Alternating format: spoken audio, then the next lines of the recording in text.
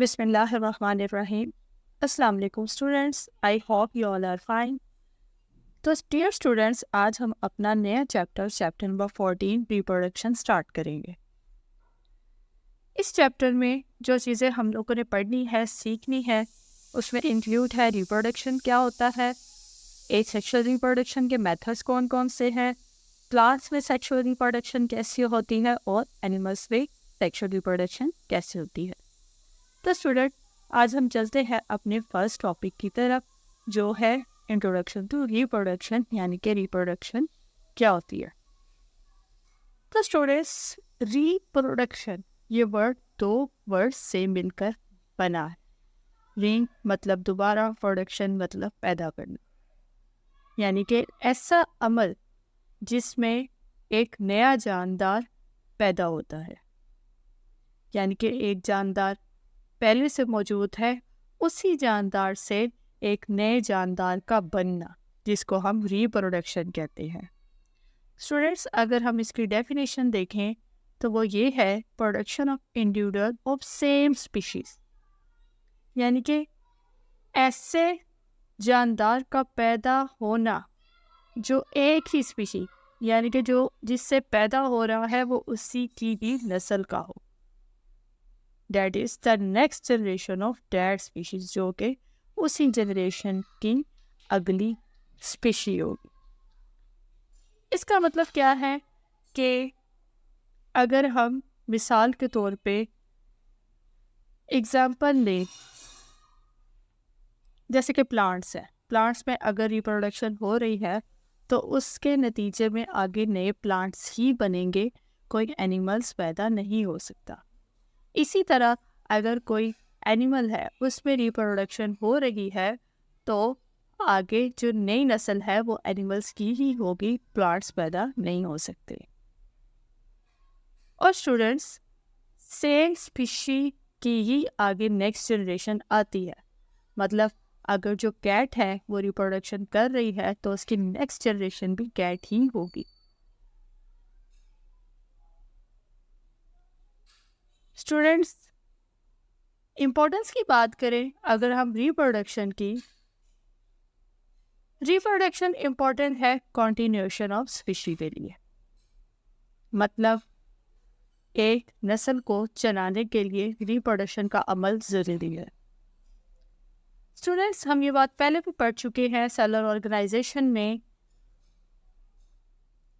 कि जो बेसिस थी ऑर्गेनाइजेशन की, उसमें सबसे पहले हमारे पास एटम आते हैं, एटम्स मिलके एलिमेंट्स बनाते हैं, एनिमल्स मिलके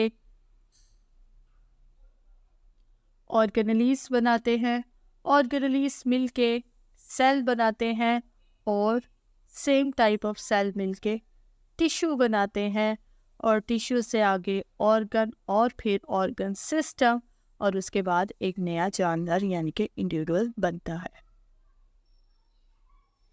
स्टूडेंट्स, ये सारी ऑर्गेनाइजेशन, एक नया जानदार बनना, एक नए जानदार बनने का अमल जो है पहले से मौजूद जानदार से ही पॉसिबल है। स्टूडेंट्स, जब भी एक नया जानदार बनता है वो रिप्रोडक्शन के अमल से ही बनता है, और उसी स्पीशी का बनता है जिसमें रिप्रोडक्शन हो रही। स्टूडेंट्स, अगर तो कोई जानदार रिप्रोडक्शन नहीं कर रहा तो उसके ऊपर इस चीज़ का कोई इफ़ेक्ट नहीं होगा, लेकिन उसकी स्पीशी आगे कंटिन्यू नहीं करेगी। तो रिप्रोडक्शन के अमल से स्पीशी जो है वो कंटिन्यू करती है, चलती है, नस्ल दर नस्ल आगे रिप्रोडक्शन होती रहती है। इसके अलावा सेकंड इम्पॉर्टेंट पॉइंट जो रिप्रोडक्शन में है वो है ट्रांसफ़र ऑफ कैरेक्टरिस्टिक्स, यानी कि रिप्रोडक्शन के अमल में पेरेंट जो अपना नया जानदार बनाते हैं, तो स्टूडेंट्स जो नया जानदार बनता है उसमें वही खसूसियात मौजूद होती हैं जो कि पेरेंट्स के अंदर मौजूद होते हैं। स्टूडेंट्स, क्योंकि हम जानते हैं जो जेनेटिक मटेरियल जो डीएनए है वो आगे ट्रांसफ़र होता है, तो उससे इनहेरिटेंस यानी कि ट्रांसफ़र ऑफ करैक्टरिस्टिक्स का अमल भी होता है, वरासती खसूसियात आगे ट्रांसफ़र होती। वो मेथड चाहे ए सेक्शुअल रिप्रोडक्शन का हो चाहे सेक्शुअल रिप्रोडक्शन का हो, उस अमल में हमारे पास जो है खसूसियात नेक्स्ट जनरेशन में लाजमी ट्रांसफ़र होती हैं। स्टूडेंट्स, नेक्स्ट हमने सेक्शुअल और एसेक्सुअल दो टाइप्स पढ़नी है रिप्रोडक्शन की। स्टूडेंट्स, ये दो टाइप रिप्रोडक्शन की है जिसमें दो तरह की रिप्रोडक्शन पाई जाती है। सेक्शुअल रिप्रोडक्शन ऐसी रिप्रोडक्शन जिसमें हमारे लिए पेरेंट और दोनों पेरेंट्स का होना ज़रूरी हो, यानी कि मेल और फीमेल का होना ज़रूरी है। सेक्शुअल रिप्रोडक्शन में मेल और फीमेल गैमीट्स जो है वो मिलते हैं, फ्यूज़ होते हैं, उसके बाद जो है हमारे पास नया जानदार बनता है। गैमीट्स की फीमेल से जो है एग और स्पर्म्स के मिलने से हमारे पास नया जायगोट आता है।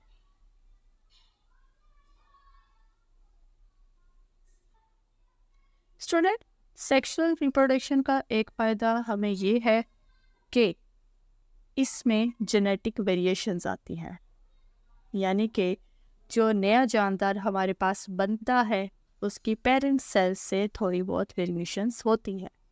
इसकी वजह क्या है कि जब भी हम लोगों ने 9th क्लास में चैप्टर सेल साइकिल में पढ़ा था, गैमीट्स बनते हैं जब मियोसिस होती है, और मियोसिस में क्रॉसिंग ओवर का अमल होता है जिसमें नॉन सिस्टर क्रोमैटिड्स अपने जो है वो सेगमेंट्स को एक्सचेंज करते हैं। इस वजह से जो नेक्स्ट जनरेशन है उसमें वेरिएशन आती है क्रॉसिंग ओवर की वजह से,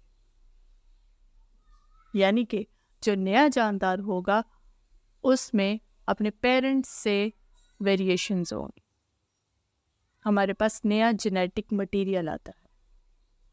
और स्टूडेंट, एसेक्सुअल रिप्रोडक्शन में हमें सिर्फ एक पेरेंट रिक्वायर होता है, यानी कि एक ही जानदार जो है वो आगे रिप्रोड्यूस करता है।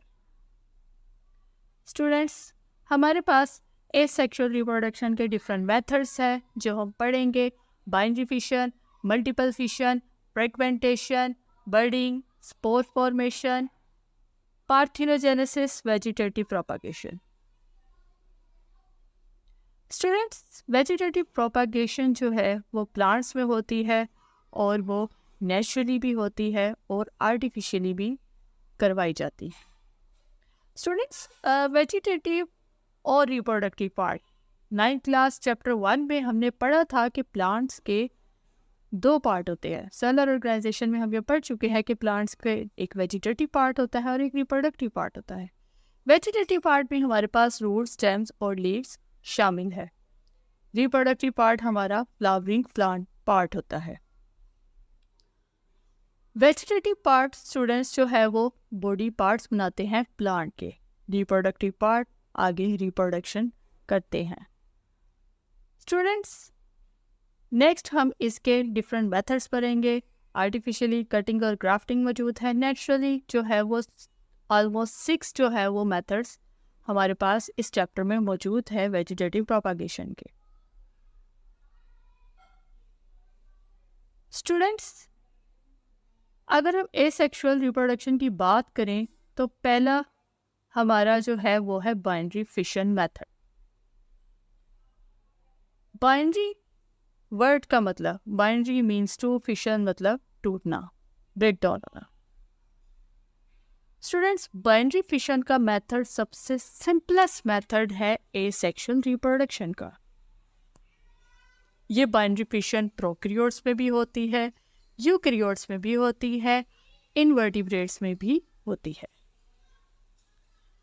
स्टूडेंट्स, हमारे पास चंद एग्जाम्पल्स हैं बाइनरी फिशन की। बाइनरी फिशन बैक्टीरिया में भी होती है जिसमें बैक्टीरिया की सेल वॉल जो है वो इन्वेजिनेट करती है, उसका न्यूक्लियस डिवाइड करता है और साइटोप्लाज्म अंदर की तरफ पिंच कर जाता है मेम्ब्रेन के साथ, और उसके बाद दोनों सेल सेपरेट हो जाते हैं और हमारे पास 1 से 2 जानदार बन जाते हैं। इसी तरह अमीबा में भी बाइनरी फिशन होती है, जिसमें जो पेरेंट अमीबा है उसमें जो है वो पहले न्यूक्लियस में डिवीजन होती है, साइटोप्लाज्म की डिवीजन होती है और उसके बाद हमारे पास 2 डॉटर सेल बनते हैं। स्टूडेंट्स, अमीबा हम जानते हैं एक यूकैरियोटिक सेल है और इसकी कोई ख़ास शेप नहीं होती, इसकी इर्रेगुलर शेप होती है। स्टूडेंट्स, इसकी इर्रेगुलर शेप की वजह से ये डिफरेंट शेप्स में हमें मिलता है।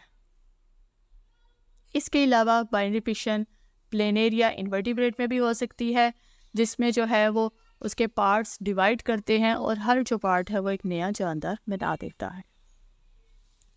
स्टूडेंट्स, नेक्स्ट एक और मेथड है एसेक्सुअल रिप्रोडक्शन का, वो है मल्टीपल फिशन। इसके नाम से पता लग रहा है मल्टीपल यानी कि एक से ज़्यादा फिशन ब्रेकडाउन होना। स्टूडेंट्स, जो अमीबा सेल है इसमें क्या होता है कि अनफेवरेबल कंडीशन में इसके इर्द गिर्द एक बाउंड्री बन जाती है जिसको हम सिस्ट कहते हैं, और अमीबा का जो न्यूक्लियस है उसमें डिवीजन होती है और साथ साथ साइटोप्लाज्म अटैच होता जाता है। तो स्टूडेंट्स, जब भी कंडीशन फेवरेबल होती है अमीबा की सिस्ट ब्रेकडाउन होती है और हमारे पास ज़्यादा सारे डॉटर अमीबा बन जाते हैं, यानी कि जो डिवीजन अंदर हो रही थी सिस्ट के ब्रेक करने से वो सारे डॉटर अमीबा सेल्स बाहर आ जाते हैं और हमारे पास एक अमीबा से कई अमीबा बन जाते हैं और इस अमल को हम मल्टीपल फिशन कहते हैं और ये एसेक्सुअल रिप्रोडक्शन है। Students, third method asexual reproduction का फ्रेगमेंटेशन है। फ्रेगमेंटेशन का मेथड ऐसा मेथड है जिसमें एक जानदार जो है वो कई पीसीस में ब्रेक डाउन होता है, कई पीसीस में टूटता है, जैसे कि प्लेनेरिया। अगर प्लेनेरिया के 1, 2, 3 या 3 से ज़्यादा या 8, 9 पीसेस भी हो जाए तो हर एक पार्ट जो है एक नया प्लेनेरिया बना देगा।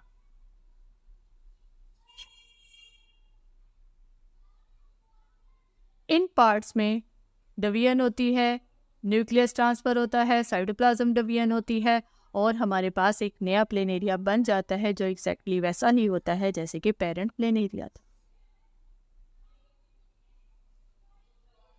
स्टूडेंट्स, आज हमने एसेक्सुअल रिप्रोडक्शन के 3 मेथड्स पढ़े हैं।